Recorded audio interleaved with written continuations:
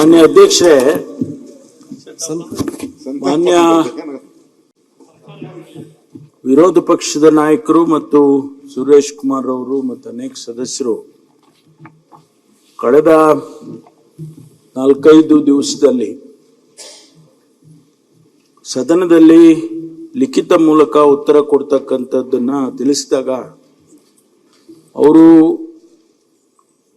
200, 150, 200 ಈ ರೀತಿ ಪ್ರಶ್ನೆಗಳಿಗೆ ಉತ್ತರ ಬಹಳ ಕಡಿಮೆ ಸಂಖ್ಯೆಯಲ್ಲಿ ಉತ್ತರ ಬರ್ತಾ ಇದೆ. 50%ಗೂ ಕಡಿಮೆ ಉತ್ತರ ಬರ್ತಾ ಇದೆ. ಇದು ಬಹಳ ಸರ್ಕಾರಕ್ಕೆ ಮುಜುಗರ ತರೋದಷ್ಟೇ ಅಲ್ಲ, ಇದು ಒಳ್ಳೆಯ ಬೆಳವಣಿಗೆ ಅಲ್ಲ ಅಂತಕ್ಕಂಥ ಮಾತನ್ನ ಮಾನ್ಯ ವಿರೋಧ ಪಕ್ಷದ ನಾಯಕರು ಪ್ರಸ್ತಾಪ ಮಾಡಿದ್ರು. ತಾವು ಕೂಡ 2-3 ಬಾರಿ ಸರ್ಕಾರಕ್ಕೆ ತಿಳಿಸಿದ್ರಿ, ನಾವು ಉತ್ತರವನ್ನ ಒದಗಿಸ್ತೇವೆ ಹಾಗೆ ಅಂತೇಳಿ ನಾವು ಕೂಡ ನಾನೇ ಹೇಳಿದ್ದೆ. ಆದರೆ ಇವತ್ತು ಕೂಡ ಬೆಳಿಗ್ಗೆ 230 ಪ್ರಶ್ನೆಗಳಿಗೆ ಒಂದು 84 ಉತ್ತರಗಳು ಮಾತ್ರ ಬಂದಿದೆ ಅಂತ ಹೇಳಿದಾಗ ಸ್ವಾಭಾವಿಕವಾಗಿ ವಿರೋಧ ಪಕ್ಷದ ನಾಯಕರು ಪ್ರಸ್ತಾಪ ಮಾಡಿದರು. ತಾವು ಬಹಳ ಬೇಸರ ಮಾಡಿಕೊಂಡ್ರಿ. ನಾನು 3 ಬಾರಿ ಸರ್ಕಾರಕ್ಕೆ ಹೇಳಿದ್ದೇನೆ, ಆದರೂ ಕೂಡ ನೀವು ಎಚ್ಚೆತ್ತುಕೊಳ್ಳಿಲ್ಲ ಹಾಗೆ ಅಂತಕ್ಕಂಥ ಮಾತನ್ನು ಹೇಳಿ ತಾವು ಸದನವನ್ನು ಮುಂದೂಡಿದ್ರಿ. ಬಹುಶಃ ಇಂಥದ್ದು ಬಹಳ ವಿರಳ.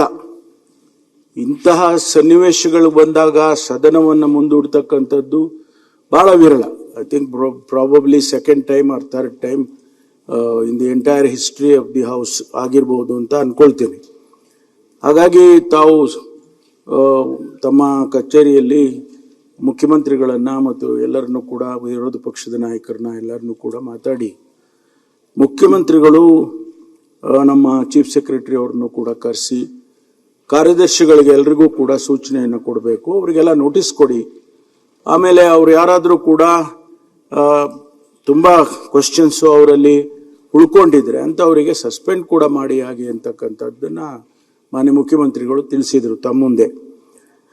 ಇವತ್ತು ಸರ್ಕಾರ ಈಗಾಗಲೇ ಅದಕ್ಕೆ ಬಹಳ ಗಂಭೀರವಾಗಿ ತೆಗೆದುಕೊಂಡಿದೆ. ಯಾಕೆಂದ್ರೆ ತಾವು ಆ ಪೀಠದಿಂದ ಆ ಮಾತು ಹೇಳಿದ ಮೇಲೆ ಇದನ್ನ ಸರ್ಕಾರ ಸ್ವಾಭಾವಿಕವಾಗಿ ಗಂಭೀರವಾಗಿ ತಗೊಳ್ಳೇಬೇಕಾಗ್ತದೆ. ಹಾಗಾಗಿ ಮುಖ್ಯಮಂತ್ರಿಗಳು ಕೂಡ ಸೂಚನೆಯನ್ನು ಕೊಟ್ಟಿದ್ದಾರೆ.